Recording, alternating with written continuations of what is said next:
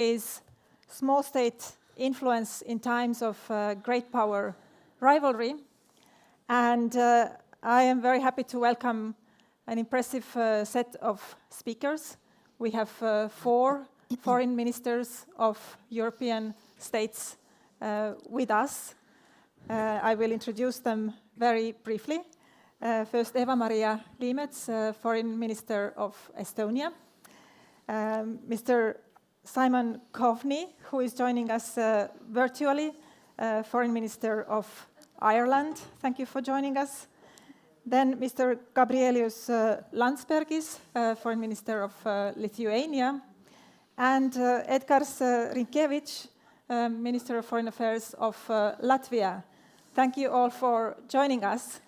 And unfortunately, the Foreign Minister of Hungary, Mr. Péter Szijjártó, cancelled his participation, so we will miss the opportunity to ask him why Hungary is not more supportive of Ukraine. But let's get started.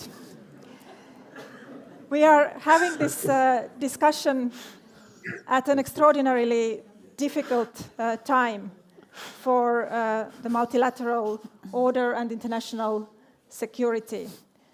Russia's invasion of Ukraine is at the same time an attack against the UN Charter and the security system built on the UN.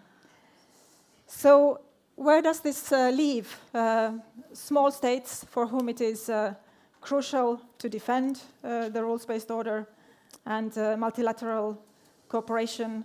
How can they still work for maintaining the rules-based order and defending the UN system? We are talking also in particular about the Security Council. Many small states have been making great efforts in the past years and decades to become elected members of the Security Council for a 2-year period. And as you heard already, Estonia was a member in 2020 to 21. Ireland is a member right now. Lithuania was there in 2014 to 15. And Latvia aims to become a member in a few years' time. So I look forward to hearing from each of you about your view on what small states can achieve as members of the Council. And please keep your introductory remarks short, 5 to maximum 7 minutes, so we will have some time also for discussion. And I will first give the word to Foreign Minister Liimets. Please share with us the Estonian view. Thank you very much, and good morning, everyone. It's really great to see so many people interested in multilateralism, and I warmly welcome everyone in Estonia, and especially my Baltic colleagues, and good to see you also, Simon, on the screen. We very much look forward to hear your direct experiences from being currently elected member of the Council. While we started to prepare for this conference, Russia also started to prepare. Russia started to prepare to invade Ukraine, and of course, because of that, Ukraine is one of the main topics that we discuss here today, also from different angle, especially how international community could support end this war, and also could support to restore peace and security in Europe, and also trust in Europe in this regard. I was among those few, or probably not that few, but among those who were in Ukraine on the 23rd of February and enjoyed the peaceful city of Kiev. Next morning I escaped Kiev together with thousands of Ukrainians. The difference between me and Ukrainians, of course, is that I returned home, but those people don't have a home to return. And I'm sure that my Baltic colleagues share this view, but we had generations of our dear fellow Estonians, Latvians, Lithuanians who lived across the world and put together exhibitions, No Home to Go. And at the moment we see Ukrainians in the same place, and of course it is heartbreaking feeling for us. Russia's unprovoked, unjustified war, which actually we cannot say that it was started on the 24th of February this year, because this war was started already in 2014. Russia prepared for this war long before. We saw the war also in 2008. And all these years, Russia has been, of course, but member of this very important body, United Nations Security Council. What we have seen over the last 5 weeks is very unfortunate. We have seen Russia vetoing the resolutions which would help to restore peace in Ukraine, also which would help to save the lives of civilians in Ukraine, like the resolutions related to humanitarian corridors. Russia has vetoed all these international efforts to restore peace in Ukraine. And this is something that the international community just cannot accept. What we see at the moment is the worst crisis for Europe since the Second World War. And of course, international community must act. At the moment, we still see that Russia is a member not only at the Security Council, because it is, of course, difficult to change it due to the procedures of the United Nations, but Russia is also a member of quite many other international organizations. In some of them, already their participation is suspended, and I truly believe that it must be suspended also in as many organizations as it's possible, particularly in values-based organizations like Human Rights Council. When we speak about the United Nations Security Council, then of course it is important that this body continues to operate, because Council is responsible for resolving conflicts, restoring peace and security in many other regions. We have so many military conflicts around the world, which is so unfortunate. For example, conflicts in Syria, Afghanistan, Ethiopia, etc. So it's important that Council would operate efficiently. But how you do it if you have a member in the Council who has started the war himself? Here I think that it is very important to bear this responsibility, especially by the elected members, to bring new ideas to the Council and also figure it out how member states, the members of the Council, can work around the procedures. Because if one country has veto power, then it cannot be that there is no solution for peace and security because of this one country sabotaging the whole work of the Security Council. Therefore, I think that what we have seen over the last few years, how member states have worked around the procedures to really make the point, to make the Council relevant, has been very important. And we have seen also it now during this last 5 weeks, when we are mostly talking about the war in Ukraine. For example, there has been already 2 resolutions which didn't pass the Security Council, but which got the majority of support of the UN member states. And we must continue to do this way until the Council starts to operate properly.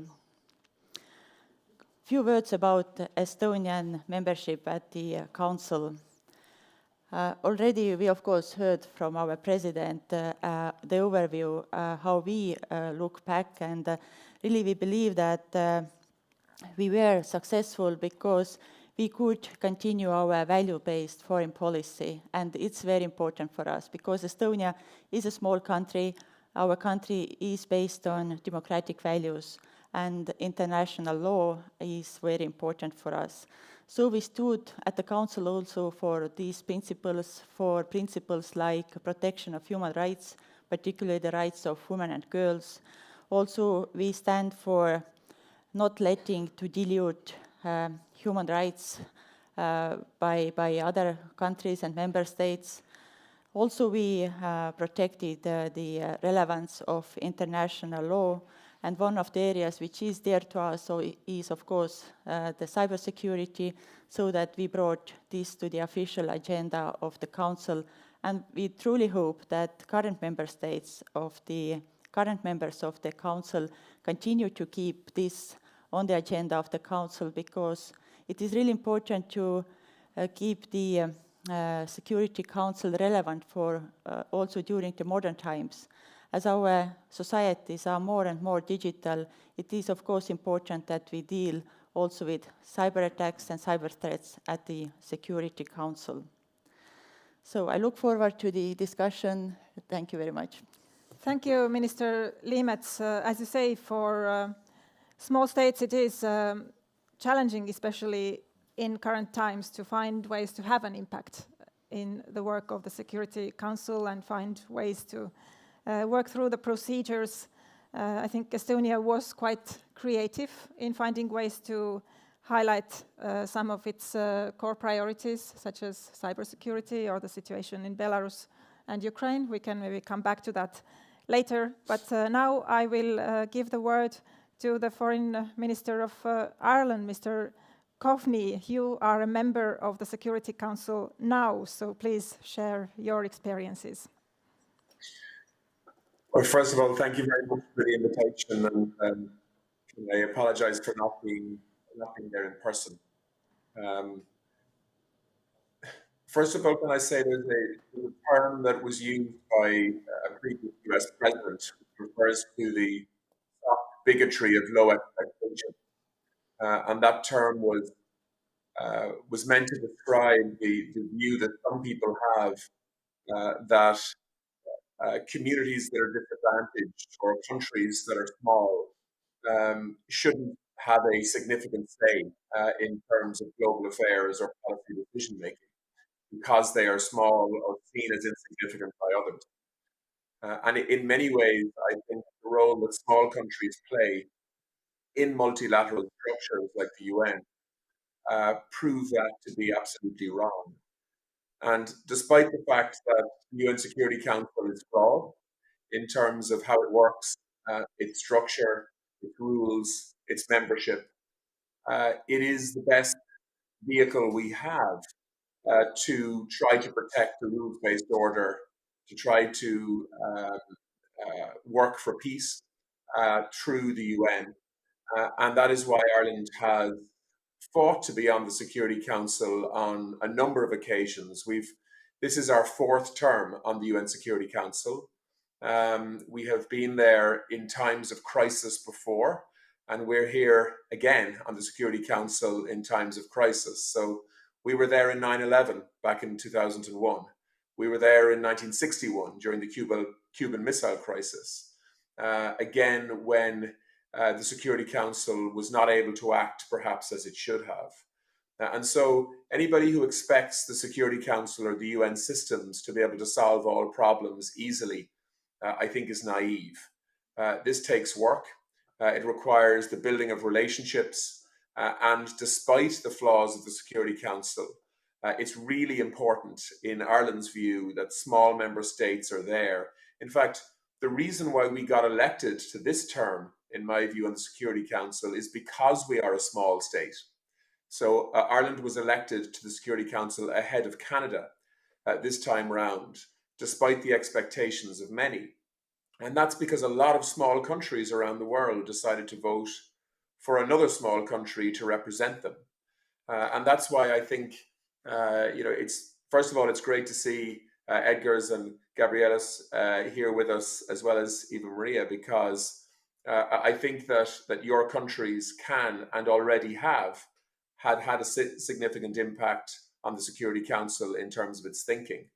And certainly that's a role that Ireland is currently trying to play as an EU member state, representing EU values, but also as a small country representing other small countries around the world, trying to ensure that global politics is not a carve-up between superpowers in terms of influence in different parts of the world, but instead is a reinforcement of a rules-based order, a multilateral system where the power of argument and international law and a UN charter actually determines how decisions are made.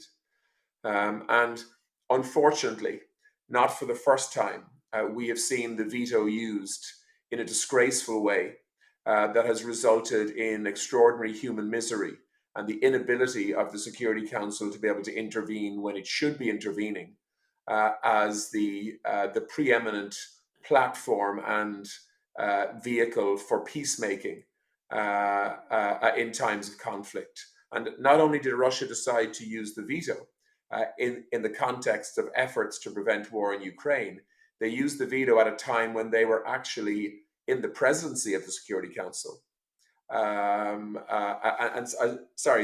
They invaded Ukraine while they were in the presidency of the Security Council, which really was extraordinary when you think about it in terms of holding that position while making a decision that was such a fundamental breach of international law and still is, and was a fundamental undermining of the UN Charter as well.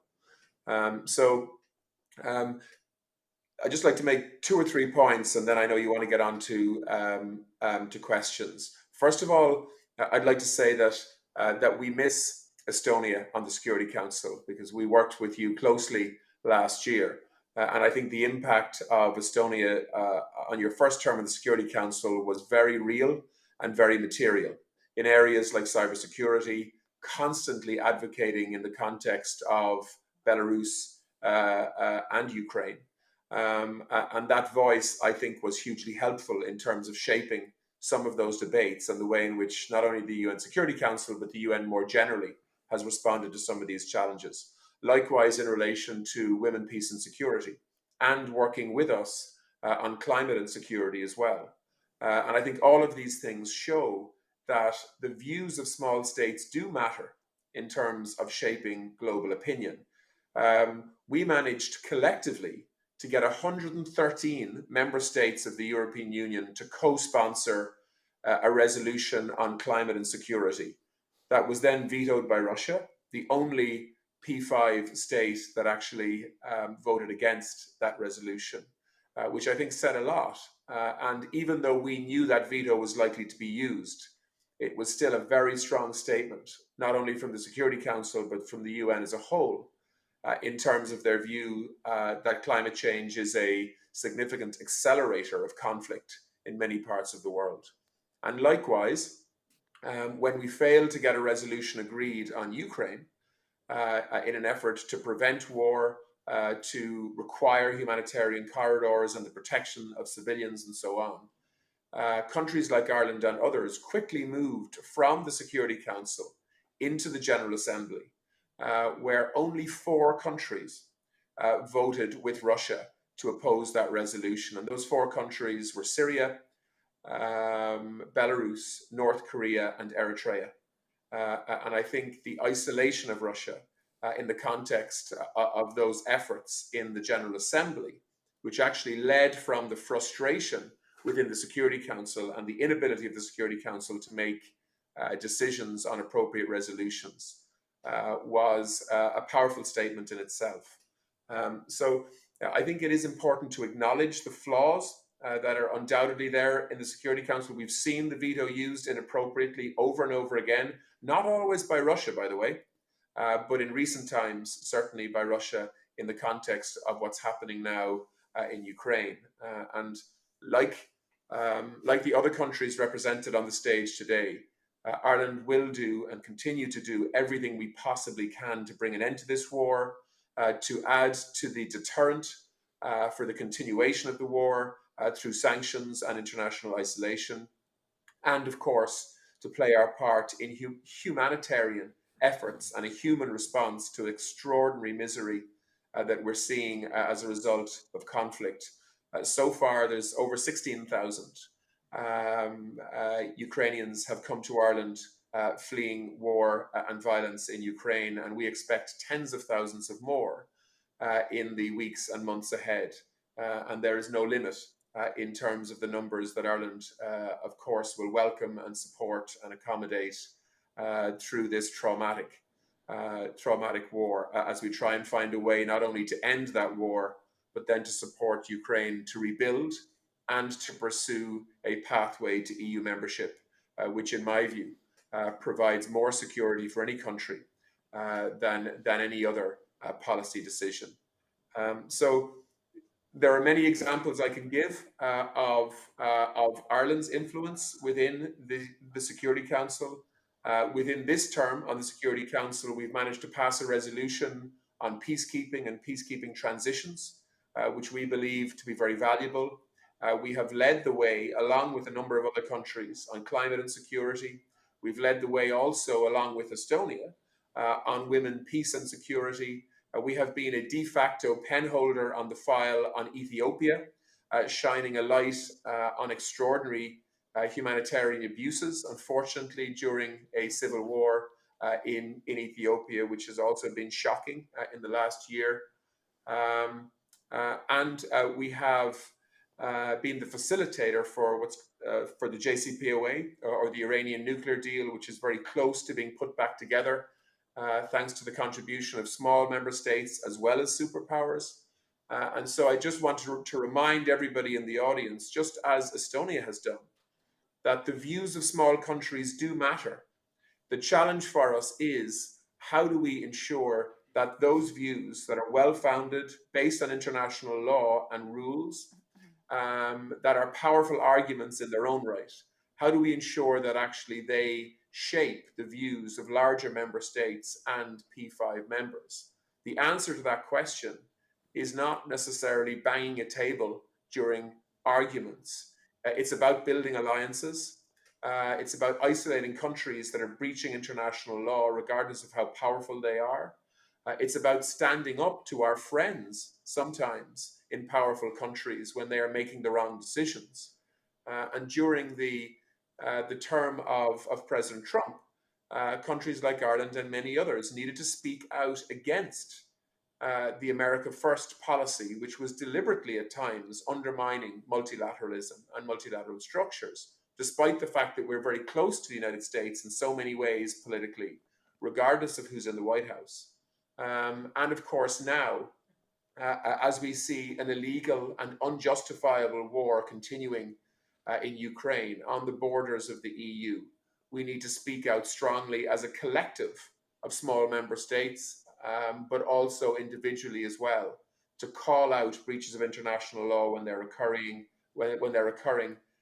and to ensure that we remain a consistent voice, guided by international law, the UN Charter, and a value system that I think will ensure that in future elections to the Security Council, small states like Estonia, like Latvia, like Lithuania, will continue to be the choice of a majority of member states around the world to represent them at the Security Council.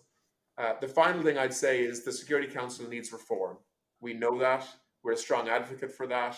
The veto, in my view, should not be used at all in the Security Council, but if it is to be used, it should be very limited in terms of how it's used. And France and other countries have tried to change that in recent years, and we've supported that. But the truth is that the Security Council is not representative either of the world today. It is a construct of a different time post-World War II. And the idea that some very large countries and continents are underrepresented consistently in the Security Council is also something that needs to change. But the reality is that those who are in power tend to hold on to that power for as long as they can. And that is why, while we have the P5 countries in the powerful positions they're in today, it's very difficult to see how reform and change is going to come about, despite the fact that, it is obvious to me that there is fundamental reform needed of the Security Council. But despite that, Ireland will continue to fight to be on the Security Council roughly every 20 years, and I would encourage other small countries to do that too, because that is how we maximize our say on the world stage. And certainly Ireland's experience in our 4th term now on the Security Council is that small countries can change the world, particularly if they work together and if they build partnerships and alliances with larger countries. We can be brokers for peace, and we should never underestimate our own role in that regard. So thanks very much, and I look forward to your questions and comments. Thank you so much, Mr. Comney, for this very assuring message. And you made many important points that I would like to discuss further later on, if we will have time. The cooperation among small states, like-minded small states in the Security Council and the UN more broadly is indeed crucial, and also the consistency for small states in defending international law and values. So these are very important points for small states in particular. But let's move on now. Foreign Minister of Lithuania, Gabrielius Landsbergis, your country was in the Security Council at another dark geopolitical moment when Russia annexed Crimea and started the war in Donbass. So what are your experiences from that time, and how do you see the role of the Security Council? Thank you. Well, thank you so much. It's a great pleasure to be here. Dear colleagues, ladies and gentlemen, at the outset, I would like to thank the Ministry of Foreign Affairs of Estonia and the Estonian Foreign Policy Institute for organizing this timely discussion. Lithuania is convinced that small states have an important, credible, and morally authoritative voice in the UN Security Council that reminds all member states of their obligations under international law, reaffirms their normative commitments to uphold them, and advocates for a multilateral, rules-based international order that is beneficial to the whole world. Integrity of the rules-based international system is indispensable in maintaining international peace and security. Unfortunately, as ongoing conflicts continue to devastate many regions around the globe, some governments take steps to turn their contested claims into fait accompli via gross violations of international law and the principles of the Charter. Non-compliance with international law has led to appalling violations of the sovereignty and territorial integrity of certain states, most recent example being Ukraine. We recall that one of the core factors that enabled us to foster our revived statehood was our membership in multilateral institutions and commitment to the rules-based international order. Our national experience is an important factor encouraging and motivating us to adhere and defend the principles of the UN Charter. It is the reason why we are committed to the multilateral global system, in which decisions are not taken solely on the basis of the right of the strongest, but on the basis of a legal order, in which we are all sovereign equals. We believe that this is the idea at the heart of the work of many states, including small states in the UN Security Council. The spirit as perfectly represented during the Estonian membership in the UN Security Council, and I congratulate Estonia on its great contribution to the Council's work. Many of the countries represented here have already gained valuable first-hand experience in serving on the Council. This experience teaches us how small states, using skillful diplomacy, can achieve significant results and effectively contribute to the work of the UN Security Council. My own country was a member of the Security Council in 2014 to 2015.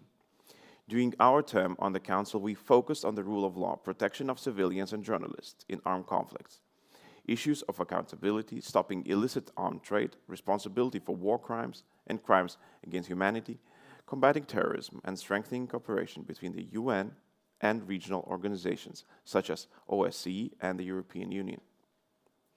We initiated the adoption by the Council of a resolution on the protection of journalists in armed conflicts and to ensure accountability for crimes committed against journalists, and a presidential statement which for first time consolidated the status of the European Union as a strategic partner of the UN. Following the Russian annexation of Crimea, the conflict in Ukraine became our top priority, and we initiated a number of meetings on this matter. We have also included the Ukrainian file into the agenda of the Security Council during our presidency of the Council in February 2014. Our country was one of the initiators of the Security Council draft resolution, condemning Russia's annexation of Crimea as a violation of international law and supporting the territorial integrity of Ukraine. Unfortunately, it was vetoed by Russia and only adopted by the General Assembly after active efforts by our diplomats. We also see this practice of vetoing resolutions that directly address Russian aggression during the current, unprovoked, unjustified, large-scale Russian invasion of Ukraine. Ladies and gentlemen, Russia continues to defy the purposes and principles of the United Nations in an extreme and grotesque manner. Such gross violations of international law by a permanent member of the UN Security Council undermines the founding principles and the very essence of the United Nations.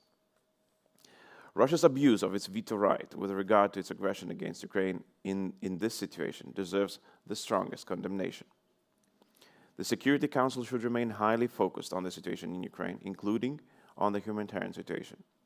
Moreover, Russia's latest act of aggression should give us a renewed stimulus to the discussions concerning the reform of the Security Council, including an attempt to restrict the use of the veto right. We support the French and Mexican initiative calling for voluntary restraint on the use of the veto in cases of mass atrocities. Dear colleagues, ladies and gentlemen, the United Nations system represents an international order founded on the equality of all countries, regardless of their size. Small states must continue to actively defend this order and promote the reform of the UN Security Council. Thank you. Thank you, Mr. Landsbergis. UN Security Council reform has been mentioned many times already, and we all feel this pressing need to advance this issue, but also know how difficult it is. I think this is also something that will be discussed also in the other panels later today. But now, last but not least, Foreign Minister of Latvia, Mr. Rinkevich, your country is preparing and campaigning to become a member of the Security Council. What are your expectations? Well, thank you very much, and first of all, thank you to organizers for inviting me.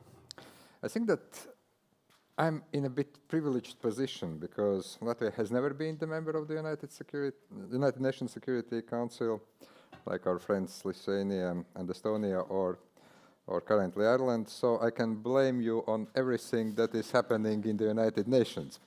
And I can always pledge that when we are elected, hopefully in 2025 for the term of 26-27, we will correct all the wrongs and we will make the reform of the United Nations in a way that the United Nations will become a very efficient organization safeguarding the world's peace and international order.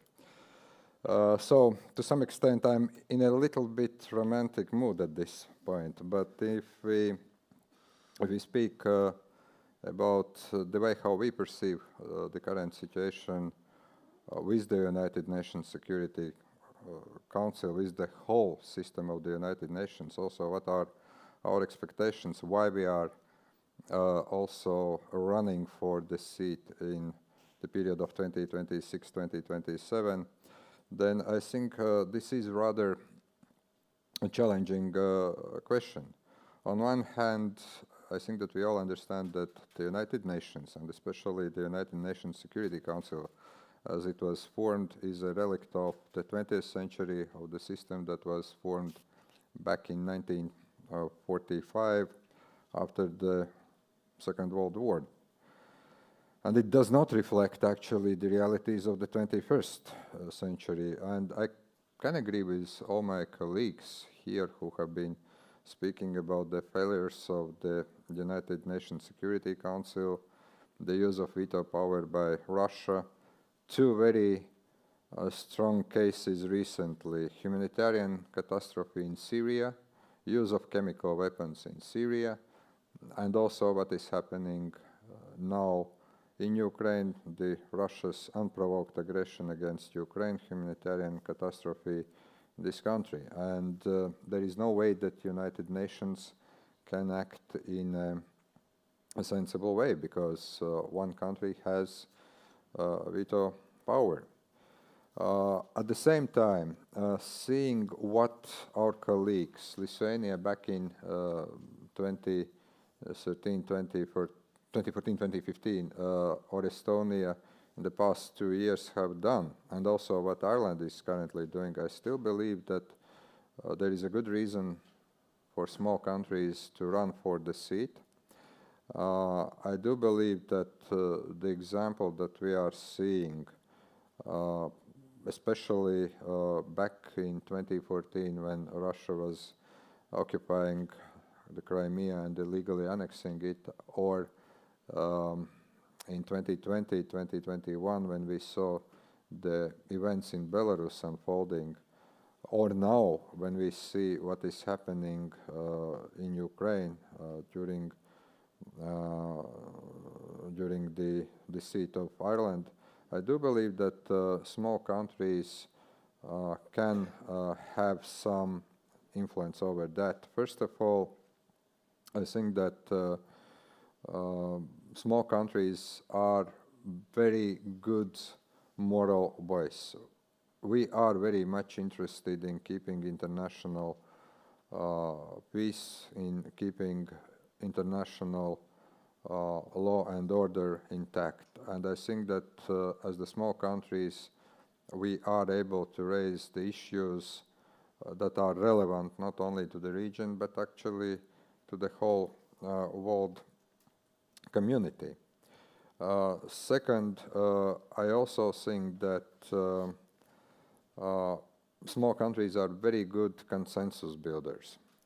We have seen that numerous times wherever one of us is presiding or working in regional organizations, be it the European Union, be it the Council of Europe, be it OSCE, where also we have two former OSCE chairs, that we try to be results-oriented, that we try to work as much as we can to find a compromise.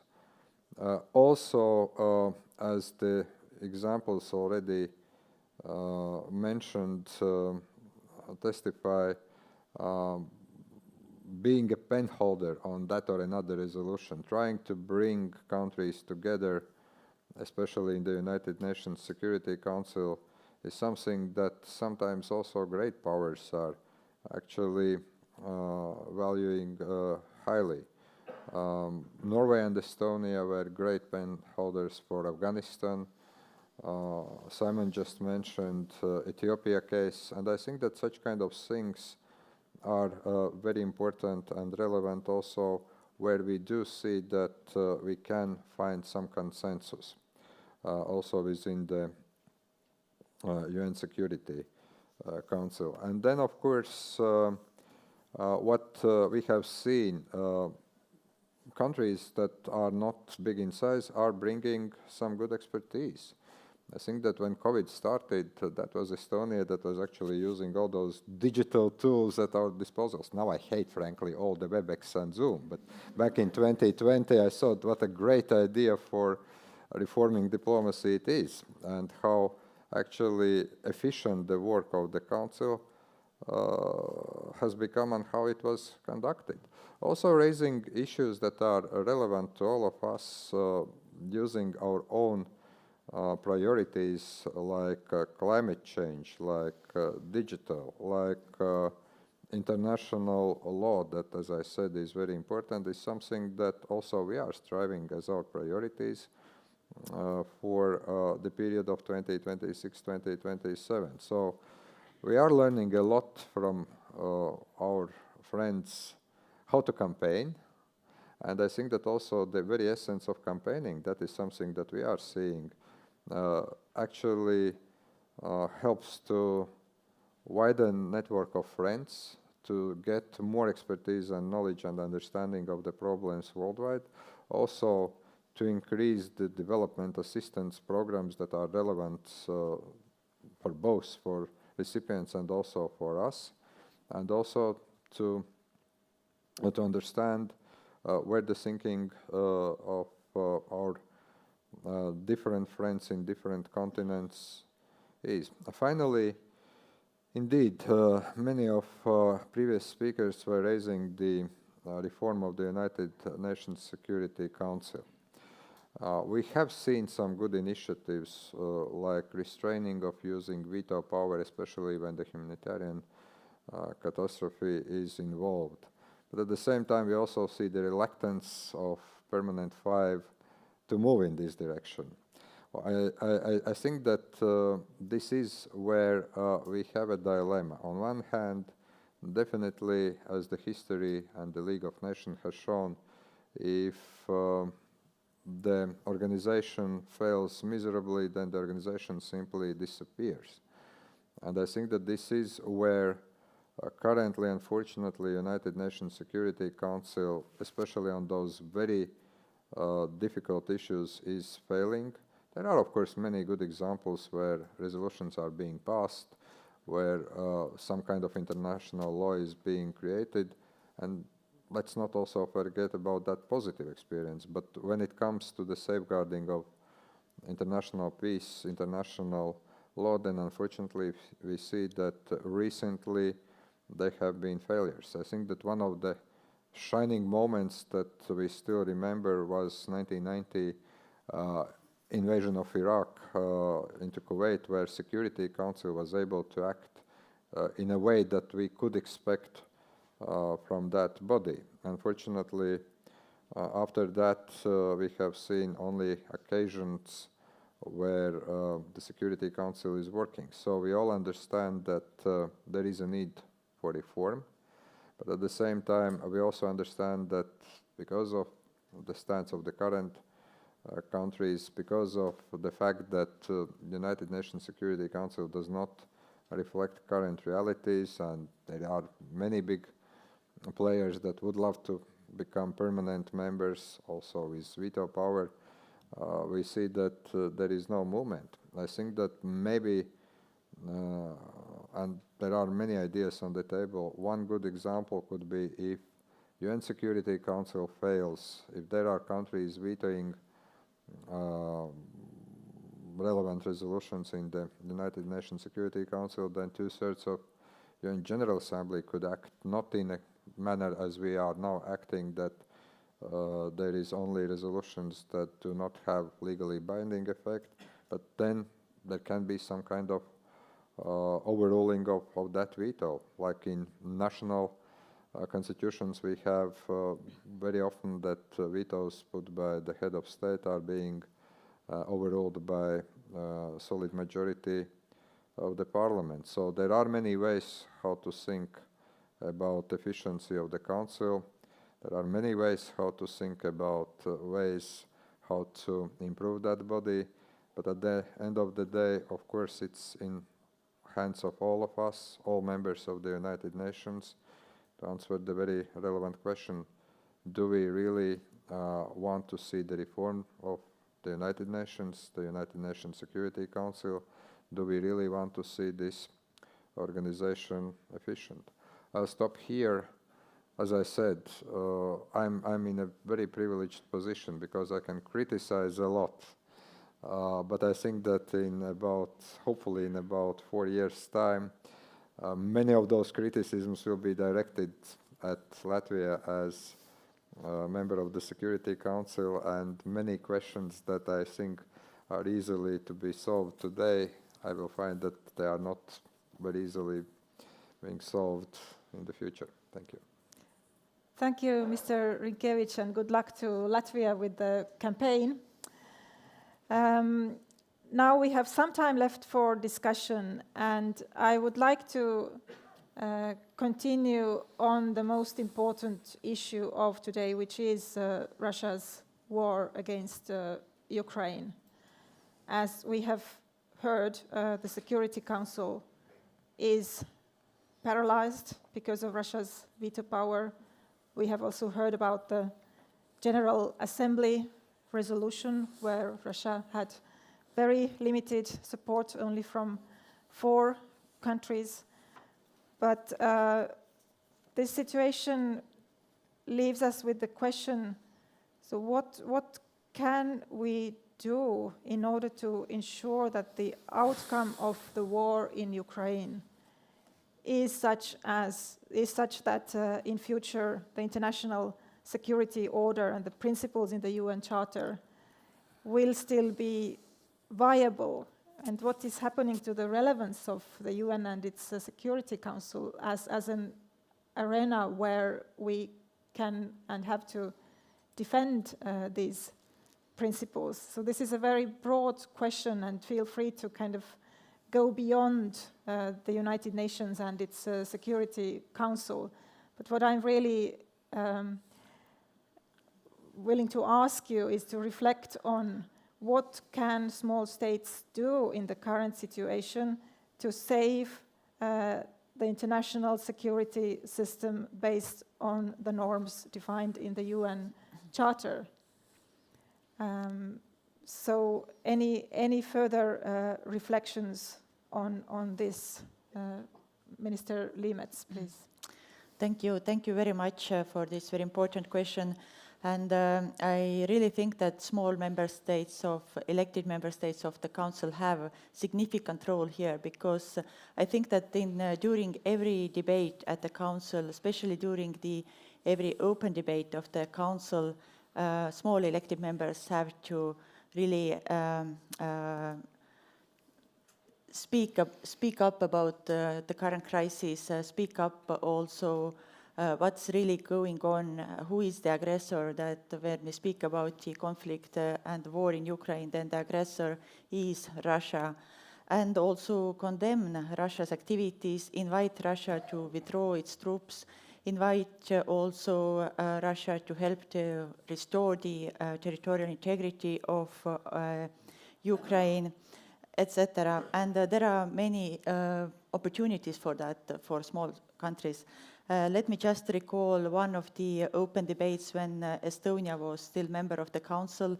It was during the Mexican presidency, and they organized the open debate on maintaining international peace. The discussion was how international community could prevent military conflicts. And of course, the main discussion was about the UN Charter, the principles, international law. But at the same time, we faced here in our region, but more, of course, Lithuania faced this crisis of hybrid attacks from Russia.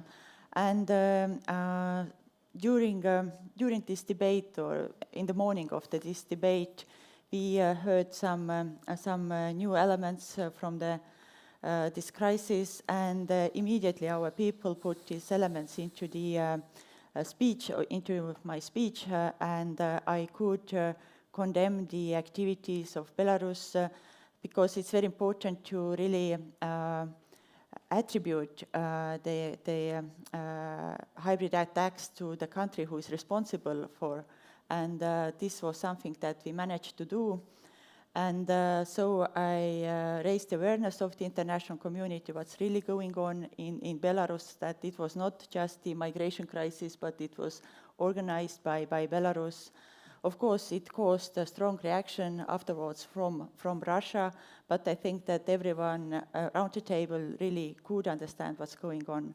And I think that this is something that small elected members also should do at the moment, that use every opportunity to speak up what's really going on in Ukraine, and as also our Irish colleague said before, to continue to isolate Russia. Of course, it also could mean that there is less time to speak about other conflicts around the globe, which are as unfortunate as the one in Ukraine.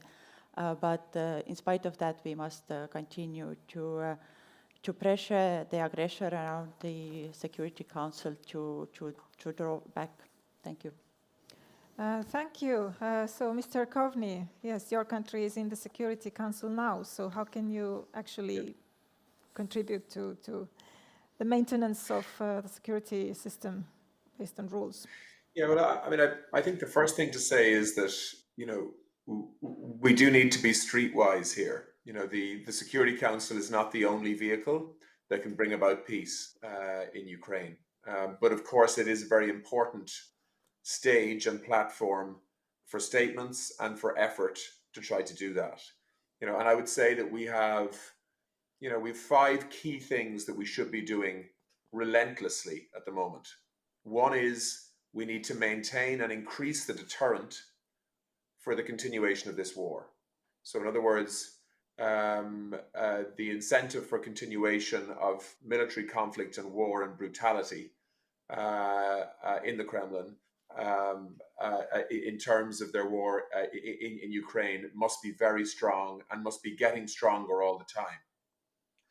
The second area is isolation, because it is very unusual, even in a wartime situation, where a resolution that is brought to the General Assembly for a military superpower like Russia to only be able to get 4 countries to effectively support their position.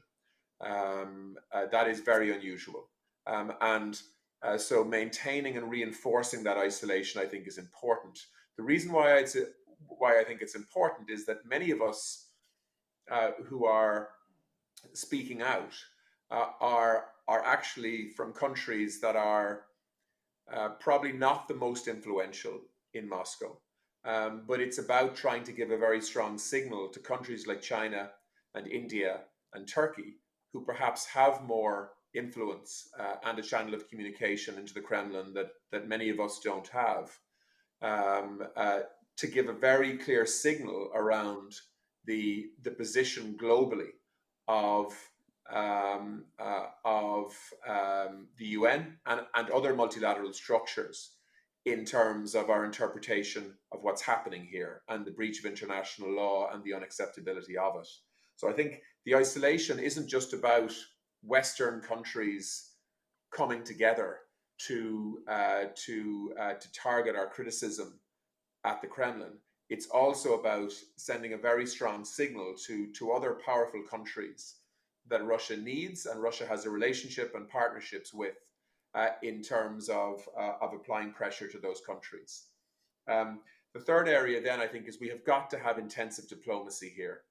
These issues will not be solved by deterrence alone and the use of international legal tools alone and isolation. There's also got to be, I think, significant and relentless effort around trying to give Russia options to change course in terms of the decisions that they've made. And that's not going to be easy to do, because when Russia starts a war, given their standing in the world militarily, to change course and to accept that there has been a significant miscalculation is not an easy thing to do politically. And the other panelists here this morning will understand the mindset of Russia better than I do. But certainly that is a big challenge. But we need to be thinking about how to do that and putting those options on the table, either privately or publicly. And then the other 2 areas are around humanitarian assistance and accountability. And of course, on the accountability front, this is where small member states need to be really active.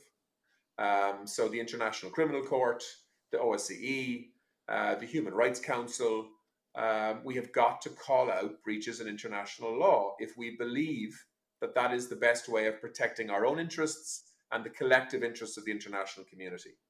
And that is why Ireland and many other countries, I think 38 other countries, have led in terms of ensuring that the International Criminal Court are active in terms of putting a case together. Even though Russia doesn't recognize the International Criminal Court and its jurisdiction, it's still, I think, a very important avenue and may reinforce other efforts around accountability in terms of what's happening currently in Ukraine. So there are things we can do. And even though the Security Council itself may not be the vehicle that makes the breakthrough, although it may be in time, but for now, I think we need to use all institutions and bodies that are relevant from a multilateral perspective as a stage to continue to shine a light on the unacceptability and illegality of what's currently happening in Ukraine. I think that is the most valuable thing that we can do. And by doing so, hopefully, I think we can change the direction of this war. But like I say, anybody who expects that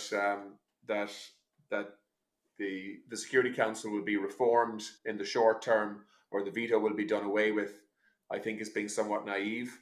But certainly approaches like we've seen from France and Mexico and others in terms of limiting the use, or also potentially looking at a counterbalance to the veto through votes in the General Assembly, which I think is a very interesting idea that we should be pursuing. So that if the Security Council is paralyzed, that the General Assembly can actually intervene. That is something that Ireland, in principle, would strongly support, and it's something we should be pursuing. Thank you so much. This was a very thorough list, actually, with some concrete points of what can and has to be done. Mr. Landsbergis, would you like to add something and maybe also reflect a bit more on what Lithuania did in 2014? I think this issue of shaping international awareness and having the kind of right narrative of what is actually going on was one of the very difficult tasks at that time, even more difficult than it is today. Thank you so much. Indeed, I have to say that narrative probably is one of the main things that we have to address now. And I still think that there are many misconceptions about where we are. And we tend to say that this is a new reality, but I still feel that there's a lot of belief, even though even the president said that there's no going back to the February 23rd, I think that there is still no internalization of the fact. Because if we internalize the fact that there is no return to the February 23rd, then there are a lot of things that will need to be rethought, how they will be addressed in the future. We're still not at that stage. So in which stage we are? I think that the general internalization currently is that we are somewhere in 2014, but bigger. This is an attack that happened, but this one is on a bigger scale. That means that it will stop, something will normalize, Russia will go back, and 5 years, we might have something that we would call business as usual.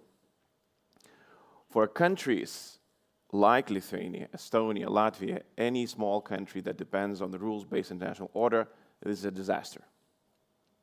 Because that way we would normalize the situation where a country is not only challenging the rules-based order, but actually is destroying it, actively destroying in the region, and we somehow still expect it to normalize. So therefore, going back to the narrative, I think that there is a line from 23rd to 24th of February is not only a military line, it's also a political line where how do we address Russia? And therefore, I'm trying to use the term that this is not a Russia that we knew, even us. This one is a Putinist Russia. The same way that we would use a Nazi Germany. This is not a Germany that we know today. This is something different. So the same applies to Russia. So then you have to tell yourself that now we have a Putinist Russia in the Security Council. And it will stay there. That means that it will veto anything that it doesn't like, that does not apply to its Putinist agenda. So what will happen? I'm still thinking that in most cases, the Security Council will stay paralyzed with that member, permanent member on board. And the biggest victim in this will be the credibility. And we're already starting to see this. In our public, in the political discourse, is the UN still able to do anything apart from resolutions, which are a great show of unity, but in practical terms, there's not a lot of credibility. So what we're seeing currently, and this is what I find quite interesting, I haven't heard that much about this in the public debate, that some sort of parallel structures out of need are being formed, or at least they show themselves as taking the heavy lifting of the credibility. And one of those structures, interestingly enough, is the G7. Together with the EU, has made some very strong statements about the global security and where we are. And I even, made a comment to myself that aren't we seeing a new Security Council being born out of necessity? Because if one is paralyzed, then something has to, somewhere there is a need for somebody to say what we are seeing.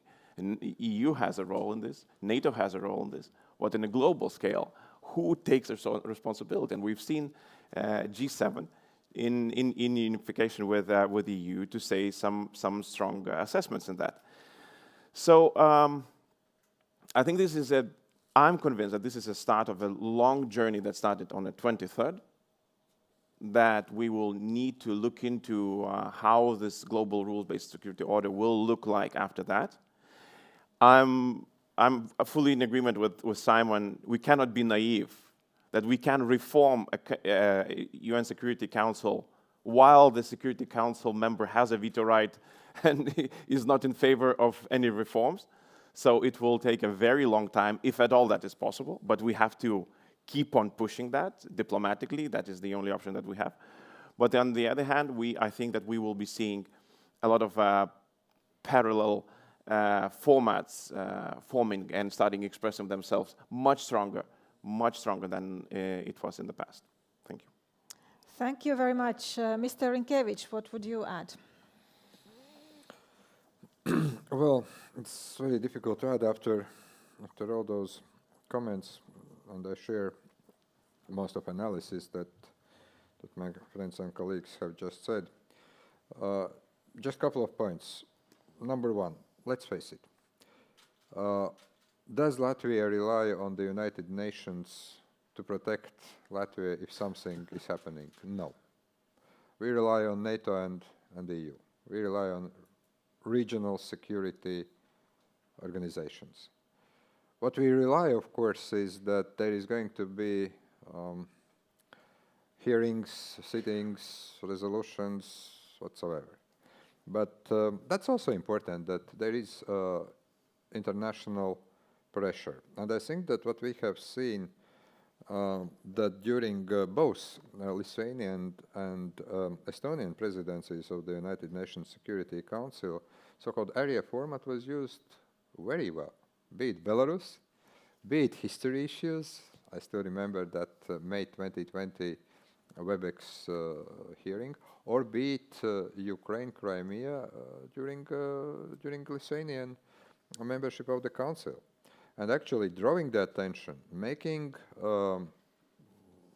experts and well-known opinion leaders to testify in the UN Security Council. Also, those meetings are publicized. I think let's not underestimate also the power of the public opinion. That's also important.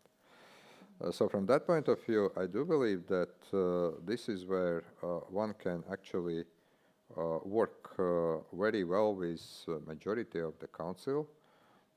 Second, I also think that even if the first attempt failed because Russia vetoed that resolution, but I think, Simon, it was last December when you were pushing for the climate resolution and as the global security threat.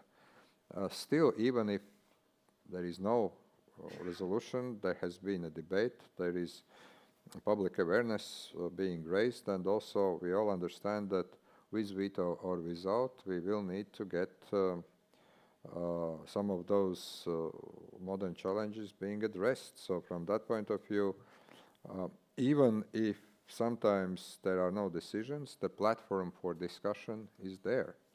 And also advancing the agenda is there. We have been working and co-sponsoring with our friends in Australia UN General Assembly resolution on media literacy, disinformation, and those things that are also relevant. Something that we are definitely going to pursue in different United Nations formats. And even if we do not expect quick results, still we do expect that more and more countries will start to look in those issues, maybe to adopt some national legislation and also to pursue that kind of issues that are very important.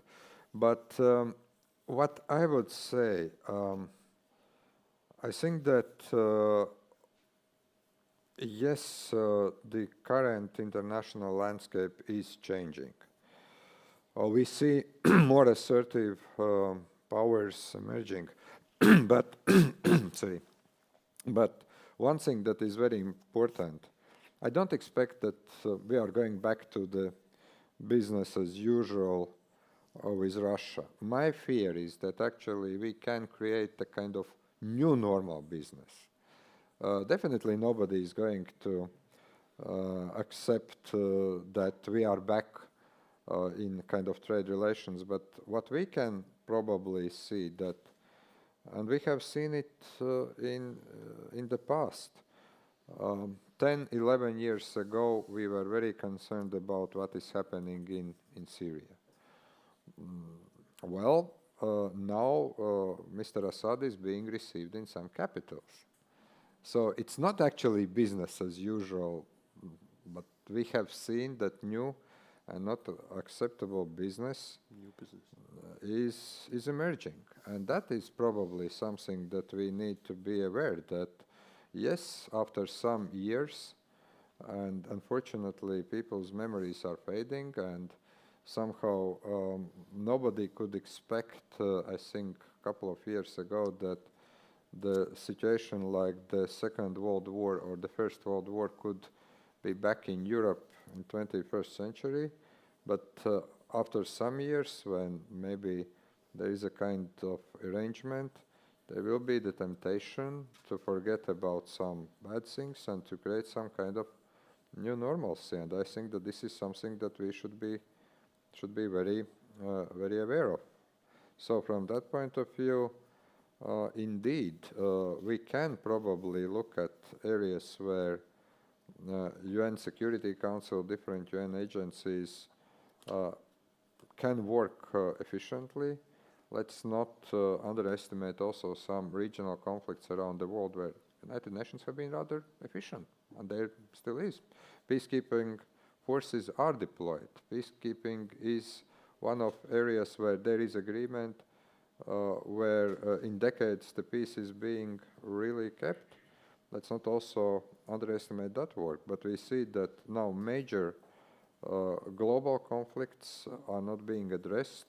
Yes, we should work with our friends in the United Nations to make sure that there is a widespread condemnation of such kind of atrocities as committed by Russia, that international community is as united as possible. But at the same time also we can try to do our best not to create new normalcies when the time comes. So that's my initial comment on this.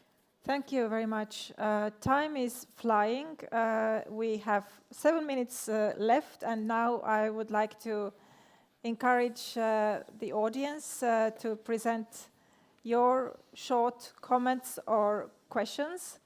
I will collect 2 or 3 of them, and then we get back to the panelists. I had one hand up there. Please, and introduce yourself. Thank you very much. Good morning. My name is Esther Neuhaus. I'm the head of the Security Council team in Switzerland. I'm not criticizing anyone. I would like to thank, on behalf of the President and Swiss Foreign Minister Ignacio Cassis, the organizers for the event. He was unfortunately not able to join because he's hosting a conference in Geneva. Thank you for the ministers to showing how small states can really play a vital role at the Council. I think the small states demonstrate that commitment is often more important and more constructive than power. And yes, small states tend to choose consensus over individual victories and point scoring, so they really act for the common good. Switzerland is also a first-time candidate to the Security Council at the upcoming elections in June, 10 weeks to go.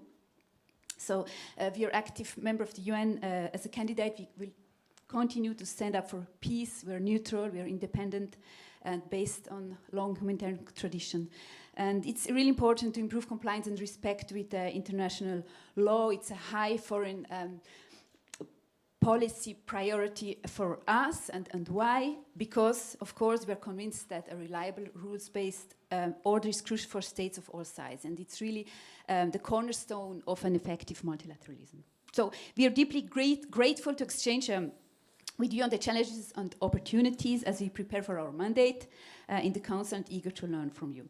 Just to conclude, Switzerland's priorities at the Council will be based on our profile, long-standing profile and commitment to promote peace and security, including conflict prevention, mediation, protection of civilians in conflict, human rights, and also challenges such as climate and security. Switzerland is also interested in making the Council more inclusive, transparent, and accountable. The voices of smaller states must be heard and listened to. So maybe the question I would be interested to hear from the panelists, you spoke about several initiatives also in relation with veto, how the working methods of the Council could be improved in order to overcome this power rivalry. Thank you very much. Thank you very much for this comment and question. Please, I have a question over here, and then the third one over there, and then we have no time for more questions. Thank you very much. Stanislav Raščan, Deputy Foreign Minister, acting also as Minister for Development Cooperation in Slovenia. The same as Latvia, Switzerland, Slovenia is competing for 24-25. June next year will be election time. We have beginner's luck in the 90s, being elected for the first time, and then in the second decade of our existence, in 2011, we lost. So now for the third time, we hope to be elected. And of course, you know, it looks for me like beauty context sometimes. It's not so easy, you know, we are members of NATO, we are members of EU, we have some values, is what's expressed also during our debate, so it cannot be beauty context, you know, but it's not so easy, you know. Yes, Estonia was one of the countries who was giving a vote for Slovenia, so to say, almost immediately, but if with every other country, you know, we are doing some reciprocity, we are doing this multilateral business and so on. So it's not that we will get 140 yes and 5 no and 35 will abstain and we will work with these 35. It's not so easy. So, you know, my question is, and our position is, how to stay on our positions as NATO and EU members and being elected. Thank you so much. Thank you. And I think I saw the ambassador of Norway, her hand up, please. Thank you so much. Yes, I'm the ambassador of Norway, and I want to thank Estonia for very good cooperation last year in the Security Council, and also Ireland and Simon Coveney for a very good cooperation this year. So I think in Norway, and just echoing what the Foreign Minister of Lithuania said, it was all a shock for us, the Russian attack on Ukraine, and there will be no return to the cooperation we had with Russia before the Russian regime is changed. But I am worrying, and there has been a discussion in Norway about our keen support to the UN. We are spending a lot of our resources because as a small country, we are totally dependent on the UN. We don't believe that the G7 will be a kind of interesting organization for a very small country. So 2 weeks ago, there was a new mandate decided in the UN for Afghanistan. We had worked really hard for this. We can't see any alternatives for the UN and the Security Council. We will work with all of you to have reforms and to improve the Council, but we feel it's dangerous at this time to start thinking about weakening the UN. So my question to all the 4 foreign ministers would be, are there any serious alternatives to the UN? Thank you. Thank you for this very important question. Now we will steal 5 minutes from the coffee break, and the panelists can have their final remarks, just 1 minute, and let's go in the reverse order this time. Mr. Rinkevich, please. This is not fair. I was just relaxing, hoping that all the crisp words of wisdom will be said. No, on working methods, I will leave it to those guys who are in the council.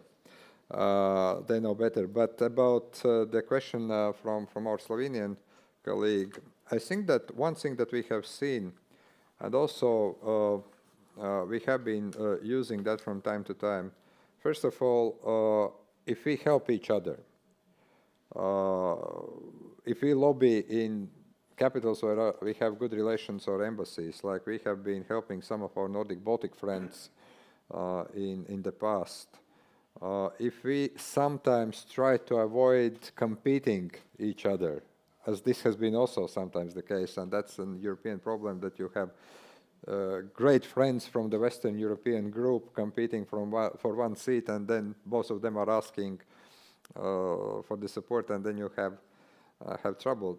But still, if we help each other out, then I think that actually this makes the strengths of our position to convince those countries that probably have doubt about another EU or NATO member being part of Security Council. And actually, if your principles are well known, then those countries know what to expect, and actually sometimes it provides more support rather than dissuades those countries. And about serious alternatives to the United Nations, to whole United Nations, no, there is no alternative. The development assistance, peacekeeping, all the work that United Nations are doing, helping refugees, also doing human rights part, those are very important things, and all those specialized agencies are very important things, and I think that we should not underestimate also the work that this organization is doing. But then we have one problem that we understand, that the core mission of the United Nations to keep international peace is not properly done because of this kind of setting in the Security Council. And I agree, well, there are many things that we can do and we should push for change, but we also understand that this change is not going to come easy, but it doesn't mean that we should not try. So that's my Thank you. Mr. Landsbergis.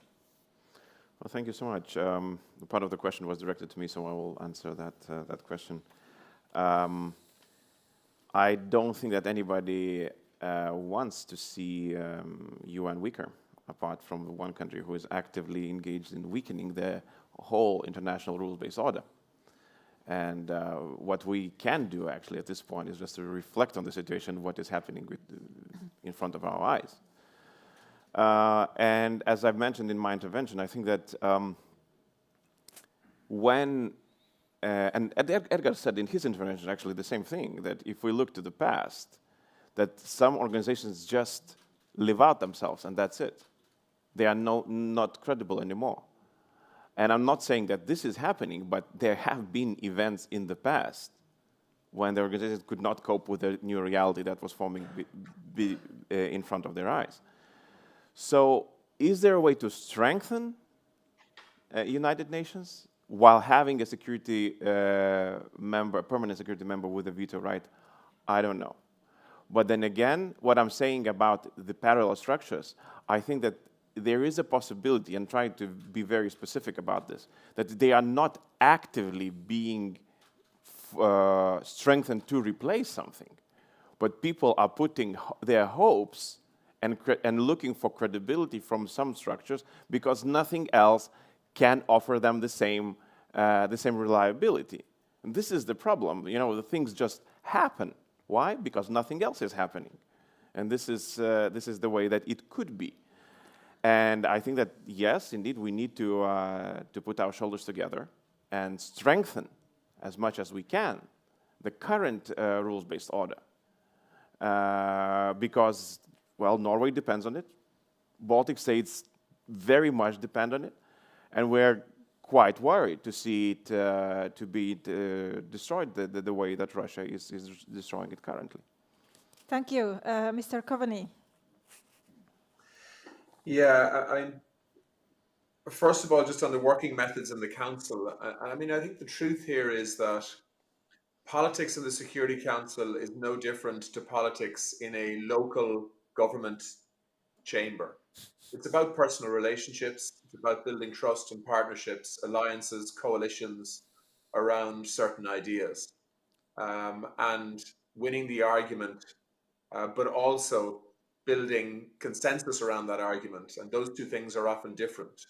So, I remember when Ireland became part of the Security Council this time round, and we campaigned hard for that, and I was very sort of idealistic in terms of how Ireland would change things within the Security Council. And in truth, there's a constant balance between being purist in terms of your arguments and being pragmatic around trying to build alliances for change. And sometimes the perfect is the enemy of the good in terms of trying to achieve outcomes that can get majority support or consensus or can avoid a veto. And so I would say that working methods are important in terms of the formality around those structures. But to be honest with you, it's the relationships and the work outside of the formal meetings that get things done.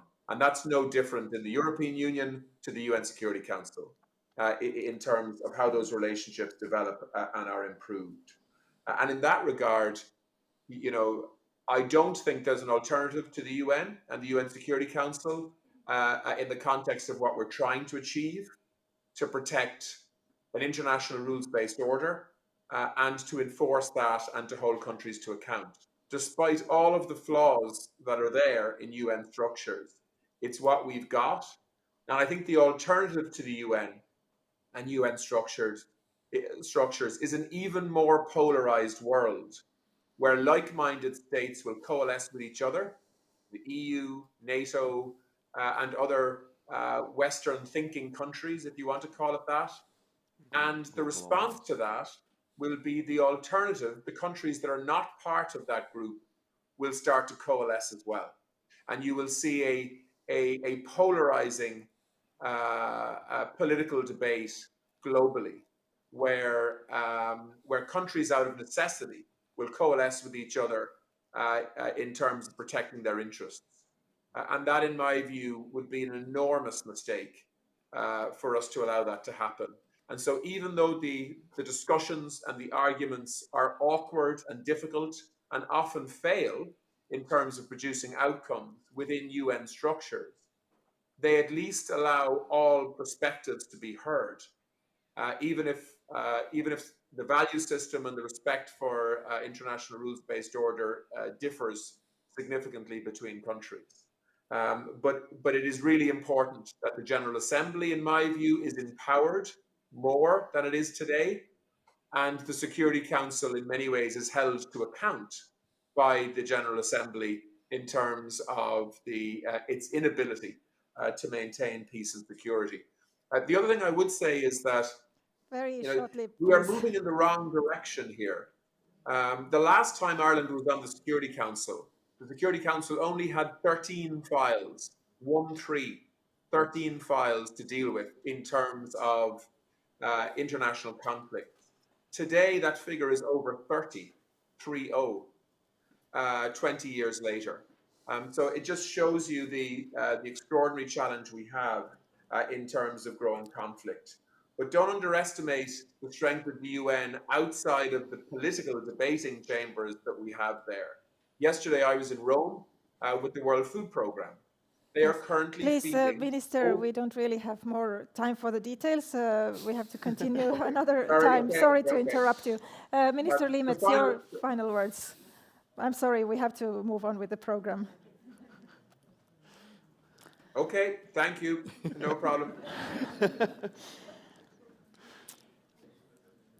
The United Nations is, of course, a very important, most important international body to really help to help to keep the peace and security across the world. And of course, I also would like to agree with Gabrielius that we must strengthen what we have.